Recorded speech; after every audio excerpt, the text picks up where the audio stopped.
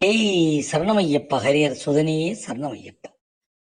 ஐயப்பனுடைய வரலாறை தொடர்ந்து பார்த்து கொண்டிருக்கும் அந்த வகையிலே இன்றும் தொடர்ந்து பார்க்கலாம். மணிகண்டன் காட்டிற்கு செல்ல தீர்மானித்த போது 12 வயது என்று சொன்னோம். அரண்மனையில் நடந்த எல்லா சூழ்ச்சிகளுக்கும் காரணம் அமைச்சர் தான். தன் மகன் காட்டிற்கு செல்லவும் அவனே காரணம் என்பதெல்லாம் அறிந்த மன்னர் அமைச்சருக்கு தண்டனை கொடுக்க தீர்மானித்தார். ஆனால் மணிகண்டனோ அவ்வாறு செய்ய வேண்டாம் என்று உபசரித்தான். எல்லாம் கடவுளின் நிச்சயப்படியே நடந்துள்ளன. தனது பிறப்பு எதற்காக நிகழ்ந்ததோ அது நிறைவேறிவிட்டது. அதனால் தான் தேவலோகம் செல்லப் போவதாக கூறினார்.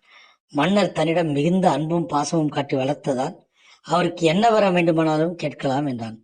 உடனேயே மன்னன் ராஜசேகரன் மணிகண்டனுக்கு ஒரு கோயில் கட்ட விரும்புவதாகவும் அதை எங்கே கட்டலாம் என்றும் கேட்டார். அதை கேட்ட மணிகண்டன் தன் கையில் இருந்த அம்பு ஒன்றை எடுத்து எய்தான்.